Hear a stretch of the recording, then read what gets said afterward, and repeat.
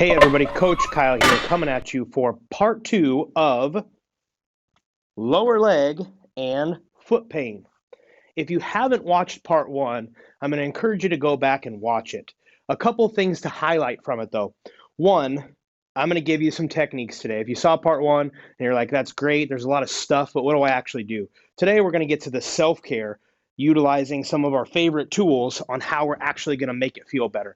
But I have to highlight from our Kabuki principles, if you're not moving well, if you're not squatting, deadlifting, rooting your foot well, if you're not doing some of the movement prep drills that we preach, no matter how well I help you out with your soft tissue pain and dysfunction, it's going to come right back. That's why we always like to highlight with the importance of moving better, rooting better, and quality actual movement in your lifting, as in your squats, deadlifts, things like that. Otherwise, we're going to be forever chasing pain. We'll fix it, and it'll be right back. So when we get into it, first we have to look at structure a little bit. Obviously, there's no muscles on my buddy here, but we have all of this muscle mass on the back of the leg pulling right here on the heel. And a lot of us are heavy on our toes and we spring off our foot a lot. That puts all of the stress, and this is where a lot of people get pain, through the small and pretty delicate structure you can see here through the bottom of the foot. If we look at the front side of the leg, there's not too much muscle mass here. You have tibialis anterior that runs down the front. So kind of a flawed design in my, oh, he's broken. Anyways, kind of a flawed design in my opinion, but it's what we have to work with. So, quick knee surgery, that was smooth. It's what we have to work with. So we're going to show you how to fine tune some of that soft tissue. We have an AccuMobility ball here, a baby boomer, and a boomstick. You know, I don't preach products too much, but if we look at how much people spend on shoes alone, if you're having any lower leg foot problems, there's no reason not to buy any one or all three of these items. Pretty inexpensive set, and we can use it over our full body. So let's get into it. What are we going to do first? The Vice method with the AccuMobility ball and boomstick. So first off, normally if we were in a live setting at one of our seminars, I would like to highlight the difference between a left and a right leg and show you the change. If you're watching this video and you have the tools, I would rather have you comment back to this and you tell me how well it affected change on one side versus the other. Instead of me showing you or telling you how well it works on me, I'll let you report back and tell me how well it worked for you. So we're going to look at 3 spots. 1, 2, 3. We don't have to be super scientific with it. 3 spots down the middle of the leg. I get that AccuMobility ball placed. I am running right side of the bone. So I'm not pushing down on either of these bones. I'm on the meaty side of that bony structure. Bony structure here on that meaty side. Once I have that pinned with our Vice method here, I'm just going to move my ankle. And bear with me, this can be quite tender. More so than I expected today. So thinking a gas pedal move, right? Flexion and extension through the foot. The other one that works wonders is through circles. About 3 repetitions, and I'm going to move on down to another spot. Again, this is our Vice method. Very effective for global change on tissue. I thought about doing this off of a massage table for you guys today, but since it's all self-care, I really wanted to highlight how all these moves can be done with just simple tools right from the floor. The circles can get a little awkward, but we don't need full range of motion. I just need to activate it underneath the soft tissue tool. Last spot. 1, 2, 3. 1, 2, 3. So now, to highlight, that could be done either way. I could have went with the AccuMobility ball on the inside of the calf and boomstick on the outside. My hips are a little bit tight, so this starts to be awkward. If you really want to dive in and fine tune both, probably go both sides for both directions. This stripping will need to be done on both sides. Same thing, I'm coming right along the bone in this angle. Lower leg is great for baby boomer. Technical difficulty, bear with me here. Notice I'm extended through my foot. As I start to lengthen the tissue or strip down, I'm pulling my toes up. Finish the pass, reset, foot extended. As I start to strip down, I'm pulling toes up. 2 or 3 passes, I'm going to do the same thing on the other side. Foot extended. As I pull down, pretty tender there through peroneals, I start to pull foot up, lengthening the tissue in two opposite directions. Now we get into tibialis anterior, a great usage of accumobility ball as well. If you have something like a mat set up in the gym or a massage table, great place to do it. We can work it off the floor though. Same thing, spots, 1, 2, 3.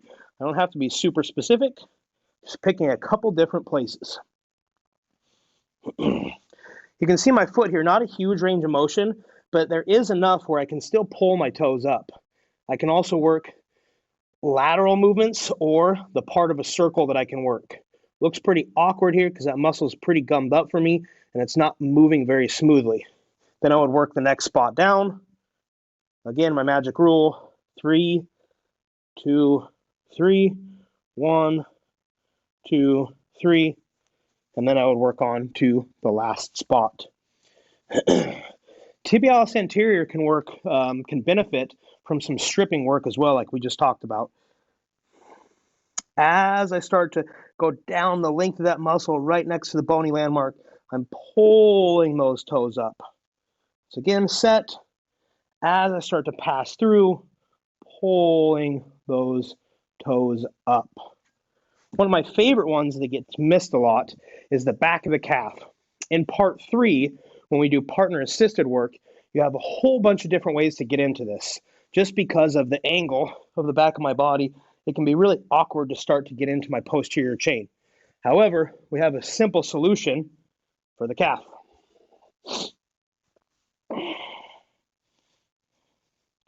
I'm going to go right into the middle of that tissue and just work some cross fiber. Obviously, I got a lot of extra weight here. If I want to add some extra weight, I definitely can and still get some cross fiber friction. I'll come up 3 spots once again. Through here, all the way up into the attachments of that calf. I'll sit down here in a second, but I want you to see how much muscle mass that's actually moving in a cross fiber friction pattern.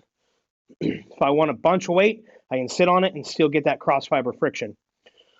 One area you might want to highlight some change here is when I put the bottom of my foot in a stretch pattern. We talked at the beginning of the video about how much muscle mass attaches here and pulls here. So where you can, when I can put all of these muscles and this fascial structure under a slight stretch, you're going to get not necessarily better results, but different results. Now I can get back onto here. Same thing, cross fiber friction. You can see through that Achilles tendon how tight that tissue is.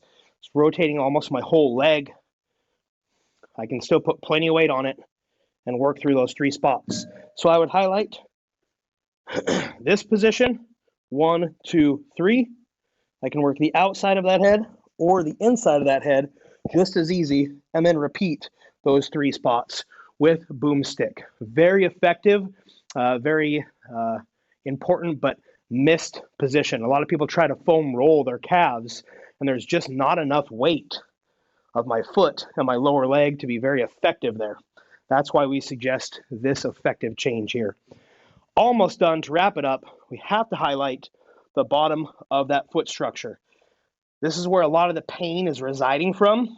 I will argue that all of the dysfunction is going to be in the muscle mass surrounding the foot and the way that it's pulling on the foot, as well as your walking, stepping, squatting, movement patterns. The bottom of the foot does need some TLC. Accumobility ball. Very nice way to give the bottom of that foot some TLC. The orange is a little softer than the blue. I want to utilize the bottom of my foot and that musculature. So I'm literally trying to squeeze, grab the ball, and extend.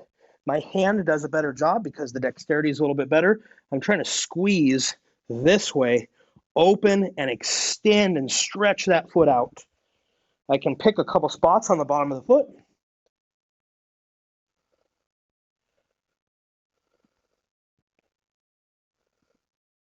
And when you get onto some of those muscles, the big toe muscle, we highlighted it before, flexor hallucis longus, that really can be quite tender through the bottom of the foot. The heel as well. Boomstick or baby boomstick does wonders. Once again, stretching out the big toe, the little toes. That knurling grabs real nice. It doesn't want to slip across the carpet. And then I can stand and give myself some nice rolling. I was going to say some foot love, but that's a different drill if you followed us for a while. So don't forget about that stretching and manipulation that we talked in part 1 with foot love. This can be done watching Netflix, sitting on the couch too.